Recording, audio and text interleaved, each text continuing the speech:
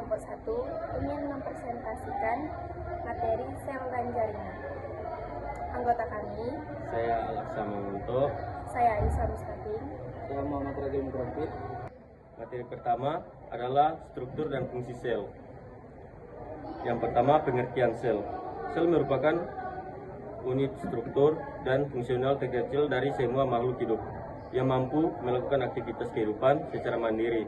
Albert et al. 2015.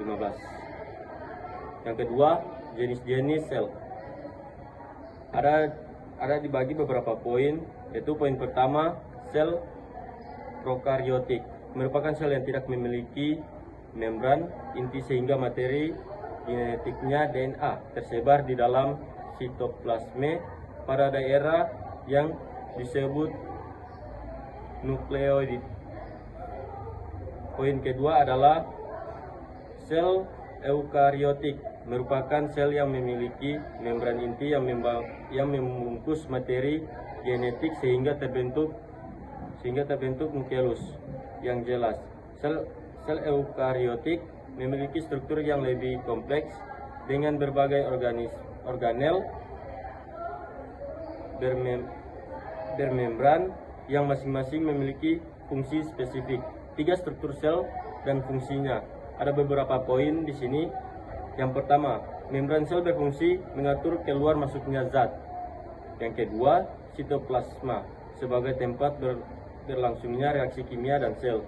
Yang ketiga, inti sel, nukleus, mengatur seluruh aktivitas sel dan menyimpan informasi genetik DNA. Yang keempat, ribosom berfungsi membentuk protein. Yang kelima, retikulum endoplasme RE terbagi menjadi 2, RE kasar untuk membentuk protein dan halus untuk membentuk lemak. Yang berikut, aparatus Golgi berfungsi mengemas dan mengirim zat hasil sintesis sel. Lalu mitokondria berfungsi menghasilkan energi ATP bagi sel. Lisosom berfungsi mencapai zat sisa atau bagian sel yang rusak. Vakuola berfungsi menyimpan air, makanan, dan zat sisa. Dinding sel hanya terdapat pada sel tumbuhan, berfungsi memberi untuk tetap melindungi sel. Yang terakhir,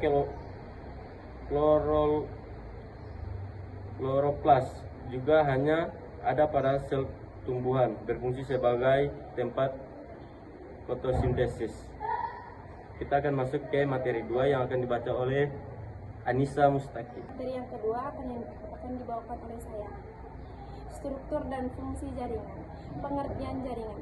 Jaringan adalah sekumpulan sel yang memiliki bentuk, struktur, dan fungsi yang sama serta bekerja secara terkoordinasi untuk melakukan fungsi tertentu dalam organisme. Jaringan pada hewan. Pada hewan vertebrate terdapat 4 tipe jaringan dasar, yaitu jaringan eptel, jaringan ikat, jaringan otot, dan jaringan saraf. Masing-masing jaringan memiliki karakteristik dan fungsi yang berfisik dalam menunjang kehidupan organisme. Jaringan eptil adalah jaringan yang melapisi permukaan tubuh, rongga tubuh, dan organ internal. Jaringan eptel berfungsi sebagai pelindung terhadap kerusakan fisik, kimia, dan biologis. Berbagai zat kelenjar absorbis nutrisi usus dan sebagai reseptor sensorik. Berikutnya, jaringan pada tumbuhan. Jaringan pada tumbuhan dibedakan menjadi jaringan meristem yang sel aktif membelah dan jaringan permanen yang sel sudah terdiversifikasi dan tidak membelah lagi. Jaringan menterifikasi adalah jaringan yang sel-selnya masih aktif membelah dan belum mengalami diferensiasi.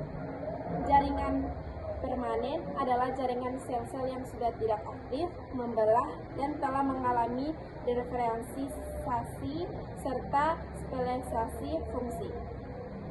Jaringan epidermis, jaringan yang melapisi permukaan luar seluruh tubuh tumbuhan muda seperti akar, batang, daun, bunga, dan buah. Baik, saya akan melanjutkan materi yang kedua.